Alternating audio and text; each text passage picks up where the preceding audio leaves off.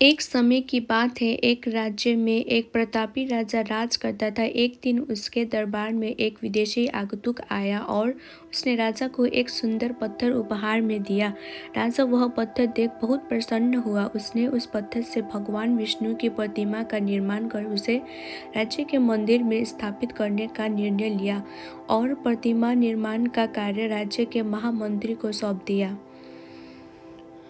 महामंत्री गांव के सर्वश्रेष्ठ मूर्तिकार के पास गया और उसे वह पत्थर देते हुए बोला, महाराज, मंदिर में भगवान विष्णु की प्रतिमा स्थापित करना चाहते हैं। 7 दिवस के भीतर इस पत्थर से भगवान विष्णु की प्रतिमा तैयार कर राजमहल पहुंचा देना।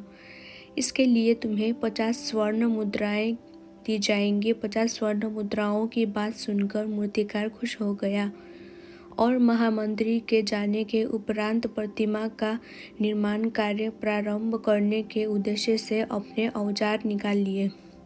अपने औजारों में से उसने एक हथौड़ा लिया और पत्थर तोड़ने के लिए उस पर हथौड़े से वार करने लगा, किंतु पत्थर जस का तस रहा। मूर्तिकार ने हथौड़े के कई वार पत्थर पर किए, किंतु पत्थर नहीं टूटा। 50 बार प्रयास करने के उपरांत मूर्तिकार ने अंतिम बार प्रयास करने के उद्देश्य से हथौड़ा उठाया, किंतु यह सोचकर हथौड़े पर प्रहार करने के पूर्व ही उसने हाथ खींच लिया कि जब 50 बार वार करने से पत्थर नहीं टूटा तो अब क्या टूटेगा।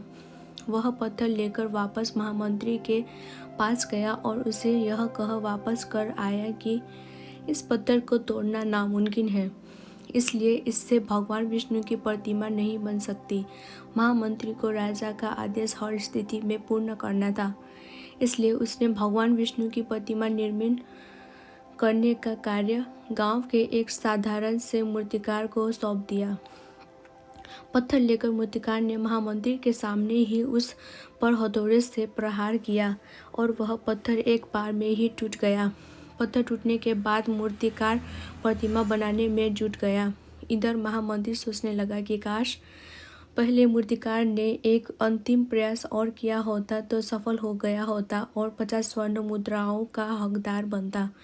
मित्रों, हम भी अपने जीवन में ऐसे परिस्थितियों से दो चार होते रहते हैं। कई बार किसी कार्य को करने के पूर्व या किसी समस्या के सामने आने पर उसका निराकरण करने के पूर्व ही हमारा आत्मविश्वास डगमगा जाता है और हम प्रयास किए बिना ही हार मान लेते हैं। कई बार हम 1-2 प्रयास में असफलता मिलने पर आगे प्रयास करना छोड़ देते हैं, जबकि हो सकता है कि कुछ प्रयास और करने पर कार्य पूर्ण हो जाता या समस्या का समाधान हो जाता। यदि जीवन में सफलता प्राप्त करनी है तो बार बार असफल होने पर भी तब तक प्रयास करना नहीं छोड़ना चाहिए जब तक सफलता नहीं मिल जाती। क्या पता जिस प्रयास को करने के पूर्व हम हाथ खींच ले वही हमारा अंतिम प्रयास हो और उससे हमें कामयाबी प्राप्त हो जाए।